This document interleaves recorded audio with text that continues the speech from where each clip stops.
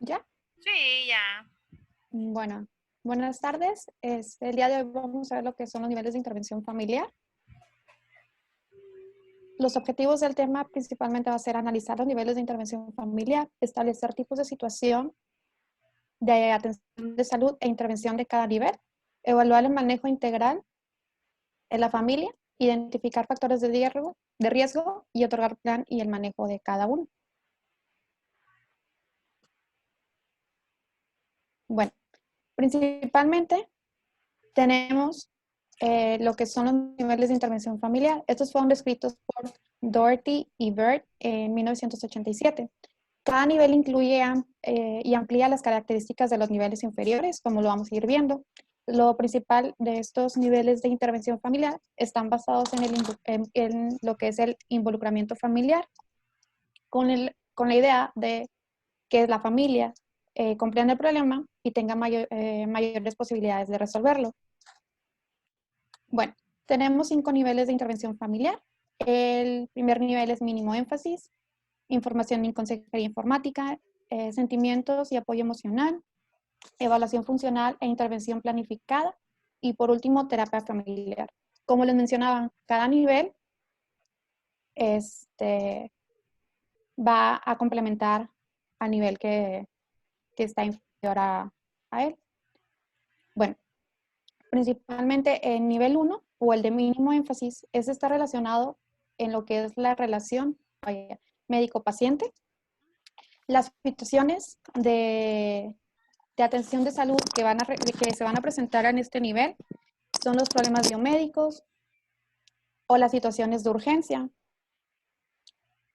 Este es el nivel que normalmente tenemos en los centros de salud, en los centros médicos. Aquí la comunicación con la familia solamente se va a dar por razones prácticas o médico-legales. Un ejemplo de este nivel es, por ejemplo, el que tenemos en las unidades en los que vemos solamente al paciente por alguna enfermedad crónica. O, por ejemplo, la relación que tienen en los pasos de visita. El médico solamente ve cómo está el paciente, si está estable o no, establece cierta comunicación con el paciente y se retira sin tener involucramiento con la familia. Muy bien. ¿Alguien Eh, puede hacer algún comentario acerca de este primer nivel de intervención? ¿O qué leyeron acerca de estos niveles de intervención?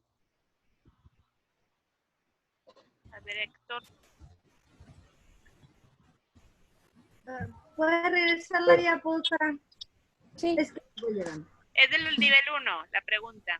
Ajá. Ah, del nivel 1, pues decía que era más que nada la relación médico-paciente, o sea, que la información solo le vas a dar al paciente y solamente solicitar a la familia si hubiera alguna necesidad legal. Por ejemplo, yo aquí lo entendí más que nada, por ejemplo, o un ejemplo que yo quise meter ahí fue el de el paciente adolescente, tal vez, que es una paciente pues que tal vez llega a la consulta, tú le das la consulta y todo eso, y obviamente hay necesidad de llamar a su familiar, a su mamá, tal vez. A ver, Diana Abrego, levantó la mano.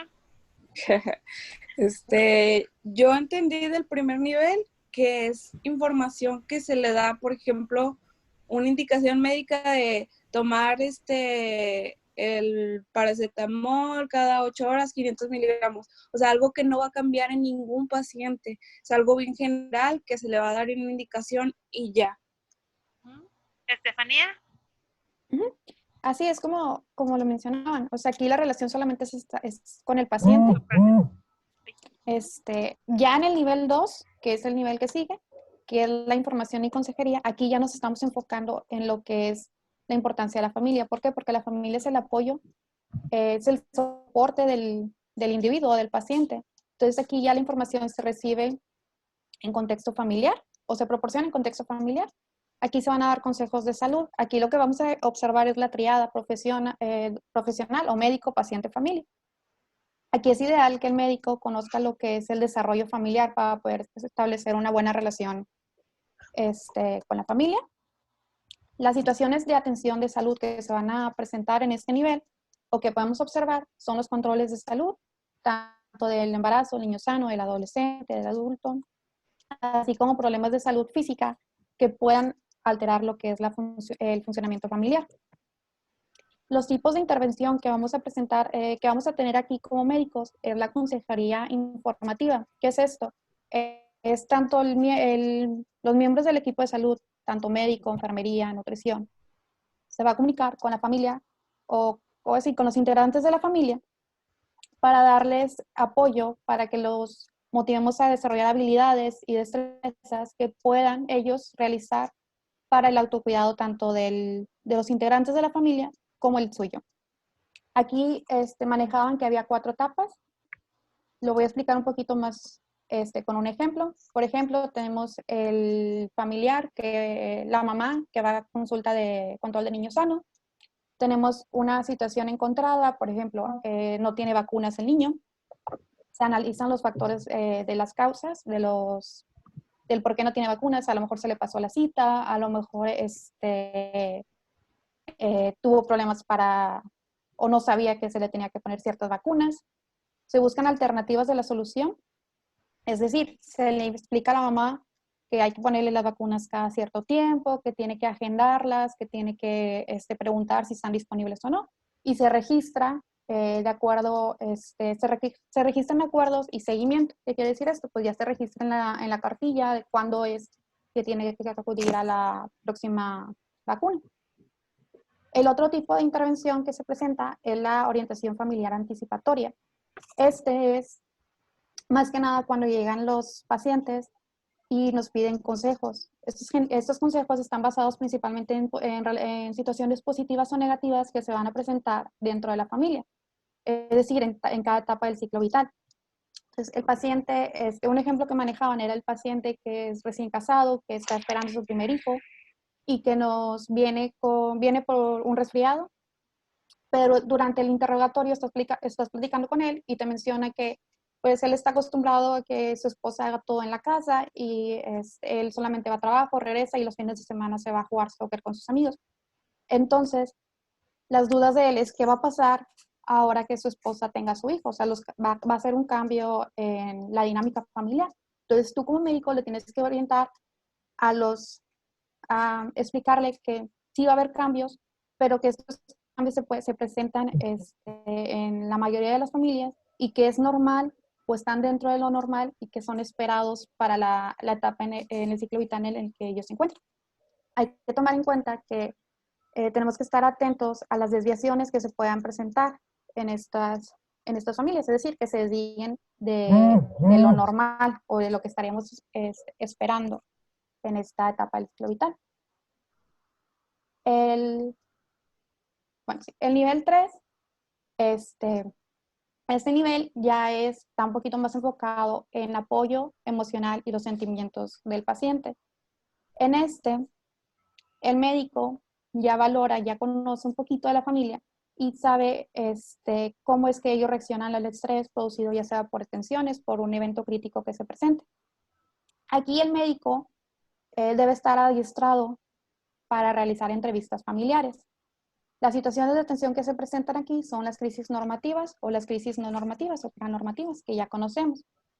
Principalmente dentro de las crisis normativas podemos encontrar de la pareja en su primer año de casados o la pareja con primer hijo recién nacido, alguna dificultad parental ante el hijo que va a ingresar a la escuela, al colegio o el hijo adolescente, la atención del primer control de enfermo crónico, la atención inicial de enfermedad terminal, atención preduelo, duelo y muerte, retorno al hogar de un hijo que no estaba, algún cambio en el estilo de vida, ya sea de mudanza, de promoción de trabajo o de colegio. Y dentro de las normativas que ya conocemos también, un embarazo no deseado, infidelidad, alguna muerte inesperada de algún miembro, la fuga del hijo del hogar, una pérdida repentina tanto de estatus, de trabajo o incluso una enfermedad seria incapacitante. Estas son situaciones de atención que estaríamos observando en el nivel 3. Los tipos de intervención que se realizarían en este nivel principalmente es la consejería familiar. Esto es decir, que conocemos que la familia está presentando una crisis, entonces perdió su capacidad de adaptarse a esta crisis, perdió su homeostasis. Entonces nosotros como médicos estamos tenemos que orientarlos a transmitir contenidos y a motivar decisiones que favorezcan lo que es la funcionalidad de la familia. Esto es decirles que tienen que asumir y mantener estos cambios de comportamiento para que el grupo familiar siga funcionando. Para esto tenemos 9 pasos de intervención. Este es un diagramita que lo hice un poquito, bueno, a mí se me hizo un poquito más fácil de entenderlo. Como médicos tenemos que identificar el estrés que está presente en la familia. Este estrés lo vamos a tener que analizar como problema familiar, no como problema individual. En este nivel tenemos que pensar siempre en familia, ya no tanto como individuo o como paciente. Este problema hay que redimensionarlo, buscar soluciones con los propios recursos familiares. Los recursos familiares encontré que son, hay una mnemotecnia que es SCREAM, son recursos sociales, culturales, religiosos, educativos, económicos y médicos. Esos son los recursos con los que cuenta la familia para resolver o buscar solucionar los problemas. Tenemos que reforzar estas soluciones que se puedan encontrar y destacar las habilidades de la familia para así poder integrarlas a nuevas situaciones que se vayan a encontrar. Entonces, si la familia ya sabe cómo solucionar una situación y se presenta una situación nueva, esas habilidades que obtuvieron previamente las van a integrar a esta situación actual y van a recuperar lo que es su sensación de control. Entonces, ya como un sistema familiar, la idea es el apoyo o guiarlos para que sigan con esa adaptabilidad que tienen. Tenemos otro tipo de intervención, que es la consejería en crisis. Esto es que ya sabemos que la familia está presentando una crisis y esta crisis va a crear confusión y desorganización en el grupo familiar. Estos pacientes acuden con quejas físicas, psicológicas y al mismo tiempo ya tienen alteración en lo que es su aspecto de vida interpersonal, laboral, social o familiar. Entonces, en esta crisis lo que tenemos que hacer como intervención es, te manejan 8 aspectos. Se puede hacer una línea del tiempo. Esta línea del tiempo le va a ayudar al paciente a establecer el por qué está pasando esta crisis ahora y por qué no fue una crisis anterior, por qué no se presentó esa crisis antes. Se va a evaluar como médico el riesgo agudo. Esto es, vamos a buscar lo que es suicidio, violencia o alguna condición médica que se esté presentando actualmente que se pueda relacionar con la crisis. Se va a hacer un mapa de red de soporte. Este mapa se hace con el genograma. Vamos a ver cómo está la relación en lo que es la red familiar. Se va a identificar un problema o un síntoma clave, que es lo que vamos a tratar de en ese momento, que es lo que está provocando la crisis. Tenemos lo que es el plan de tratamiento. Aquí lo mencionan como rueda y radios. ¿Qué quiere decir esto? Que en el centro está el problema y en el radio, que son como si fueran rayitas hacia los Periferia, extremos, hacia la periferia. Estos son los factores biopsicoculturales que se están presentando ante ese problema.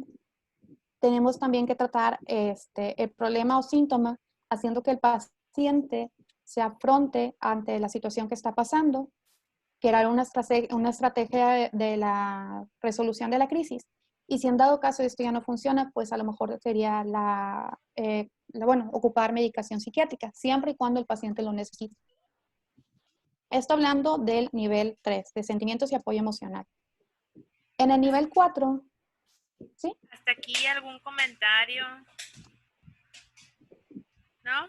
Bueno, adelante, Stephanie. Bueno, en el nivel... A ver, Sergio. Por ejemplo, en el último punto que hice de medicación psiquiátrica, también me imagino que en este nivel se puede hacer intervención por psicología, no solo necesariamente por psiquiatría, o tiene que ser ya en un aspecto médico o psiquiatría. Stephanie. Bueno, aquí más que nada está enfocado a lo que nosotros como médico familiar podamos hacer en cuanto a medicación psiquiátrica. De hecho, el nivel 4, que ya es la evaluación funcional o intervención planificada, en este nivel ya ocupamos apoyo de otros miembros del sistema de salud. Y ahí es donde, de hecho, uno de los pasos es Si hay algún problema de salud mental que no se puede controlar en el nivel 3, pues ya pasaría a nivel 4 y aquí es donde estamos hablando de algún apoyo psicológico. De la referencia. Es la referencia. Sí, muy bien. Que de hecho lo vamos a ver un poquito más adelante. El nivel 4, que es lo que les mencionaba, es la evaluación funcional e intervención planificada. Aquí el médico ya es capaz de hacer entrevistas familiares y él tiene el control del grupo o sabe manejar lo que es el grupo. Ya conoce la dinámica familiar y entonces se desarrollan intervenciones planificadas o citas para darle seguimiento a lo que está, al problema o la crisis que está presentando la familia. Esto es con la idea de mejorar la capacidad de la familia para solucionar los problemas que se están presentando. Aquí, que es lo que mencionaba Sergio, son los tipos de situación por los que vamos a llegar a este nivel, que son crisis no normativas que requieren pasar de un nivel 3 a un nivel 4, problemas de salud mental, que es lo que les comentaba, que requieren un nivel 3 a 4, problemas de funcionamiento familiar y crisis normativas que estén haciendo algún cambio en el funcionamiento familiar.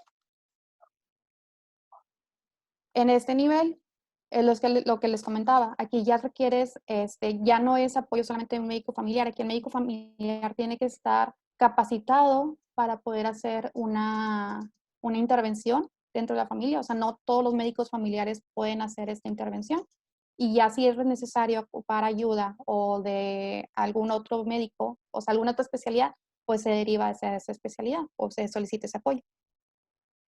Y ya al Y nivel este 5, recurso, ¿sí? perdón, iba a preguntar a la doctora Darinka, ¿y aquí existe algún programa, doctora, que tengamos en el instituto para canalizar? Es básicamente como un taller de intervención para la atención de la familia.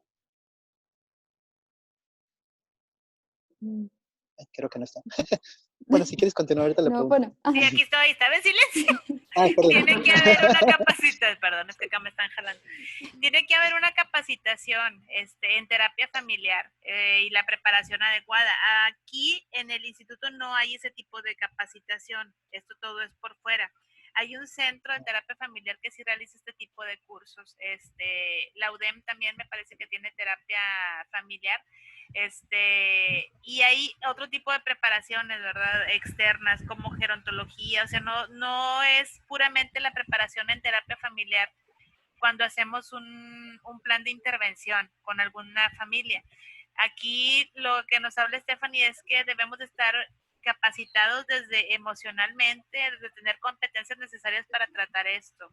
Si ustedes se dan cuenta, yo creo que les han tocado casos complicados en la consulta de familias que tienen una problemática y una disfunción familiar severa, ¿verdad? Y no siempre va a estar en nuestras manos poder solucionar este tipo de problemas. Por eso es importante saber hasta dónde yo voy a llegar en cuanto a los niveles de intervención familiar.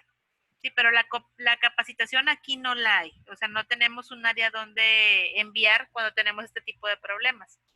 Aquí cuando Stephanie habla de las referencias es ver hacia dónde puedo yo canalizar a esta familia o a este paciente para la problemática que está presentando en ese momento. ¿Okay? No, tampoco es específicamente de terapia familiar, sino de ver qué otra cosa le podemos ofrecer. ¿Okay? Okay. Y ya como quinto nivel sería lo que es la terapia familiar. Ya aquí el médico emplea herramientas psicoterapéuticas para modificar las estructuras de la familia disfuncional. Aquí como situación de atención de salud tendríamos una familia disfuncional que tiene ya patrones crónicos que no se han podido cambiar en los niveles previos y que están dañando a sus miembros. La competencia esperada por parte del médico es la intervención que va a tener él en el funcionamiento de la familia para guiarlos hacia la corrección de esos patrones que ya previamente tenían. Aquí las acciones que el médico familiar va a establecer son principalmente tres. Se le va a educar primero a lo que es a la familia, para que ellos se conozcan cómo están sus funciones dentro de la familia, conozcan los elementos del problema que están teniendo y cómo ellos pueden crear estrategias para la solución de esos problemas. Y así esa educación se va a acompañar de la orientación, que es esto, que hay que identificar esos conflictos, conocer la interacción que tiene la familia, promover la alternativa de soluciones para enfrentar esos conflictos que están teniendo. Ya si la educación y la orientación no nos están ayudando, ahora sí tendríamos que hacer una terapia familiar. Esta vez, ya cuando, como les mencionaba, la evaluación de la función de la familia considera que el sufrimiento de esta familia es causa directa del trastorno que se está presentando, pues ocupan ya lo que es la terapia familiar. Aquí fíjate, en la UMAE 22, yo sí he visto que dan un tipo de terapia familiar. Sin embargo, no sé si la persona que da la terapia familiar tenga la capacitación particular en esto. O sea, no sé si solamente es un psiquiatra que ve terapia en grupos y lo considera terapia familiar o si realmente tiene una capacitación para esto. Pero sí he sabido que han ido en familia a este tipo de terapias a UMAE 22. Habría que investigar aquí. Sí, de hecho la mayoría de la información que encontré estaban dados por psicólogos, no tanto como médicos familiares. La mayoría de los artículos venían de terapia familiar por psicólogos. Así es. Okay. Bueno, ahora sí, ya como plan de manejo integral de la familia, como lo hemos estado viendo en las clases pasadas, sería encontrar los factores de riesgo que esté teniendo esa familia, aplicar los instrumentos de evaluación, jerarquizar esos problemas identificados, hacer que la familia, el médico y el equipo de salud crean acciones concretas y tengan compromisos específicos dentro de esa familia, utilizar los recursos que nosotros tenemos o que ya hemos investigado con las intervenciones, con las citas, para crear metas a corto, mediano y largo plazo, y principalmente es enfocarnos en las acciones que se puedan prevenir y en la educación para la salud. ¿Alguna duda hasta ahorita? No. Bueno, la doctora me pidió que les pusiera una mini historia clínica para que identifiquen lo que son factores de riesgo que se puedan presentar para hacer un plan y un manejo que se pueda llevar a cabo para esos factores de riesgo. Bueno, esta es una señora, la señora Marta, 60 años, acude a consulta porque presenta artralgias de más de 10 años de evolución. Refiere que el dolor es constante en las articulaciones de ambas rodillas y hombro derecho, el cual mejora con el reposo y se agrava con el ejercicio y en temporada de invierno. Ella menciona también que escucha crépitos constantes al movimiento de dichas articulaciones. Refiere que lleva un mes de evolución con poliaquiuria y disuria y niega otros síntomas acompañantes. También nos comenta que acude a consulta con médico particular, quien les prescribió trimetoprim con sulfa, pero al no presentar mejoría, pues ya decide venir con nosotros. Y acude a la consulta ya con laboratorios. Dentro de la historia clínica, pues tenemos que es una paciente viuda desde hace 2 años, es una maestra jubilada, religión católica, residente de Guadalupe, Nuevo León. Antecedentes heredofamiliares, pues su padre falleció de diabetes mellitus, su madre de CA de mama. Actualmente tiene una hermana con antecedentes de CA de mama y diabetes, una hermana con diabetes mellitus y 2 hermanas aparentemente sanas. Antecedentes personales patológicos, niega alergias, niega cirugía, niega transfusiones, refiere esquema de vacunación completo. Hipertensión diagnosticada hace 20 años en tratamiento con captopril. Diabetes diagnosticada hace 20 años en tratamiento con metformina. Artralgias multitratadas con diclofenaco, ácido acetilsalicílico, ketorolaco y paracetamol. Y refiere que ingiere a diario ampicilina, cefalexina, trimetoprim con sulfa, benzofibrato, omeprazol y buscapina por diagnósticos frecuentes de IBUS. Antecedentes personales no patológicos, tiene tabaquismo positivo desde los 30 años, 6 cigarros al día, toxicomanías negadas, antecedentes ginecobstétricos, 3 partos, su última fue a los 45 años, método de planificación familiar fue OTB, una pareja sexual y nunca se ha realizado PAP ni exploración de mama. A la exploración física llega con nosotros con una TA de 160-90, frecuencia cardíaca 80, frecuencia respiratoria 18, saturando 98, pesa 92 kilos, mide 1,60, tiene un IMC de 35.9 grados, 35.9. A la exploración física dirigida, pues ambas rodillas con crepitación audible y palpable, maniobras negadas, rangos de movimiento conservados. El hombro derecho presenta crepitación audible y palpable, igual, movimientos conservados. maniobras negadas. Laboratorios, acude con una glucosa de 223, creatinina de 0.5, BUN de 23, una tasa de filtrado glomerular de 83.9, colesterol de 250, triglicéridos 358, HDL 33.7 y LDL 114.7. Acude también con un ego, nitritos positivos, leucos 10 por campo, eritrocitos 2 por campo y el resto normal. Resumen familiar. Ella refiere que procede de una familia de origen nuclear, es la mayor de 5 hermanas, aparentemente sin complicaciones durante su crecimiento, refiere a un desempeño escolar promedio. Conoció a Juan, su esposo, a los 17 años, mientras estudiaba ella en la normal, y 6 años después se casaron. Ella es maestra era maestra de primaria y él ingeniero. Tuvo 3 hijos. Refiere que inició a fumar a los 30 años como medida de antiestrés por su empleo y su familia.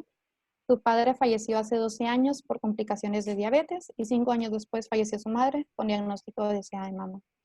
Desde la muerte de su mamá, ella incrementó el consumo del cigarro y refiere que nunca se ha hecho PAP ni mastografía por miedo. Hace 2 años falleció su esposo en un accidente laboral. Dice que su refugio fue la comida rápida y desde ese día ha aumentado casi 30 kilos. Niega actividades físicas. Refiere a su hija mayor de 35 años, vive fuera de la ciudad, se acaba de casar y habla a diario con ella. Su hijo de 30 años se encuentra realizando un posgrado fuera de la ciudad, del país, y habla una vez por semana con él. Y su hija menor aún vive con ella, es maestra, pero dice que no convive mucho con ella, pues trabaja y en las tardes se va con su novia. Y por otro lado, su hermana menor Rita tiene diagnóstico reciente de SIDA de mamas y apenas inició tratamiento. Con los que les acabo de mencionar, vamos a identificar lo que son factores de riesgo que se puedan presentar o que pueda presentar la paciente. Vamos a dejar un plan y un manejo. Como plan entendemos qué es lo que se espera para hacer cambio en el factor de riesgo que tenemos. Manejo qué es lo que nosotros vamos a hacer como médicos para realizar este plan que tenemos con la paciente. Y como personal, es las personas o el sistema de elementos médicos que están relacionados al factor de riesgo. No sé si alguien me pueda mencionar algún factor de riesgo, su plan, el manejo y el personal que podría estar involucrado. Pues mencionas que no ha tenido ningún papá Nicolau nunca. No, nunca, por miedo. Dice que nunca se ha hecho ni PAP ni mastografía por miedo. Mastografías tampoco. No. Entonces, un factor de riesgo sería eso. Ajá. Que no se ha realizado ni mastografías y tiene como antecedente de riesgo que su mamá y su hermana tienen SIDA de mama. Sí, Entonces, exacto. Y ajá, tiene infecciones de vías urinarias de forma recurrente. también. También pudiéramos ver cómo están sus niveles de glucosa, qué tan controlada está, porque ha aumentado de peso en los últimos 2 años de pues 30 kilos, y si es así como que, ay, se me fue la palabra. Pues sí llama la atención que, dado a las crisis que tuvo, que ha presentado en su familia, pues se refugió de esa manera en la comida, ¿no? Y pues tiene claramente pues una depresión, un duelo no resuelto, Incluso así como también las crisis esperadas, que son que los hijos empezaron a salir de casa, empezaron a vivir en otros lados, a hacer viajes, etcétera. ¿Algún otro factor de riesgo que podamos encontrar? Pues Laura ya nos dijo todo. No, El tabaquismo. lo de los triglicéridos. Control de peso puede ser un factor desencadenante para el dolor articular. No sabemos cuánto es su IMC, pero con eso los 30 kilos que ha subido, pues lo más seguro es de que esté muy arriba de los pesos ideales. Y tiene un IMC de 35.9. Obesidad tipo 2. Si estamos hablando de la obesidad, obviamente es el problema, pero la obesidad también es un desencadenante por el problema de factor que tiene la familia, porque se refugió en la comida. Entonces, ¿qué actuamos primero? ¿Resolvemos la obesidad o resolvemos el problema que le originó la obesidad? Porque le podemos quitar la obesidad, pero si no resolvemos el problema de fondo, va a seguir comiendo. Exacto. De ahí la importancia de la jerarquización del factor de riesgo. ¿Okay? Ahí, por ejemplo, para el control de la obesidad, ¿qué plan estarías implementando con esa paciente más? Pues al menos primero le haría lo que es la intervención por parte de psicología o psiquiatría, porque tenemos los factores de riesgo del duelo, de las crisis normativas que tiene por la propia familia, que pueden intervenir como un factor de riesgo para el aspecto mental. Ya una vez intervenido en ese aspecto, pues ya podemos valorar, al menos para mí con nutrición, pues la valoración de una dieta. Aparte de un plan de ejercicio, pero pues obviamente hay que tener también el problema articular. Ok, entonces aquí entraría como plan el solicitar alguna cita con interconsulta con psicología, con nutrición, y tú como manejo médico estarías solicitando esas citas. Entonces dentro del personal, pues ya como mencionaste, sería nutrición, podríamos montar la preventiva también para el control de glucosa, de colesterol. Sí, ¿Qué otro factor de riesgo?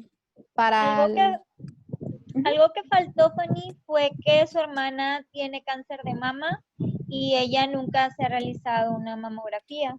Entonces también podría ser. Entonces, ¿cuál sería el manejo ahí con el ella? manejo, pues, sería enviarla a realizarse la mamografía, también el PAP, sería obviamente por medio de, en este caso, prevenir, mandarla a que le hagan el Papa Nicolau, enviarla a que le hagan la mamografía. Okay. El personal sería médico, enfermería. También ahí sería, bueno, podríamos incluir que se le enseñe cómo hacer la autoexploración, también para que ella se lo realice en casa. Otro de los factores de riesgo, por ejemplo, para tabaquismo, ¿qué se les viene bien a mente como plan o manejo para la paciente? Hay grupos de ayuda, ¿no? Para abandono, para prevenir para abandonar el tabaco, ¿no? Ahí podríamos enviarla a un grupo de ayuda, si es que lo tuviéramos en ese caso, mandarlo. Ok. Y, por ejemplo, una de las cosas que, ya la mayoría de los factores de riesgo ya los comentaron. La verdad, yo no los puse por jerarquía, yo nada más los puse así de que, como los venía presentando. Okay. Pero como mencionaba la doctora, lo ideal es estos factores de riesgo, ponerlos por jerarquía para así establecer lo que es el plan y el manejo de cada uno de ellos. Yo aquí agregué lo que era la automedicación, porque pues ella mencionaba que para el dolor ella se tomaba lo que tenía en casa, igual para el tratamiento de las infecciones urinarias, como ya había sido multitratada, pues ella también, tomaba, nada más sentía molestia y se tomaba el medicamento que tenía ahí en casa. Entonces, como plan, como mencionábamos, por ejemplo, para el descontrol de hipertensión y diabetes, pues sería ya como plan monitoreo de TEA en casa, hacer cambios de hábitos, y como manejo, pues ya como tú como médico, pues sería cambiar esquema de tratamiento. Si ya tenemos que ella tiene casi más de 10 años con el mismo tratamiento y ahorita presenta en consulta una TEA elevada, tiene un descontrol de la glucosa, pues ya sería valorar otro esquema de tratamiento. Igual enviar a nutrición, como mencionaban, la alteración de obesidad o la dislipidemia, que van un poco relacionadas, pues también sería, aquí me faltó agregar alguna interconsulta con psicología. Y aquí acuérdense que cuando van a hacer este plan, o sea, voy a hablar de este factor de riesgo.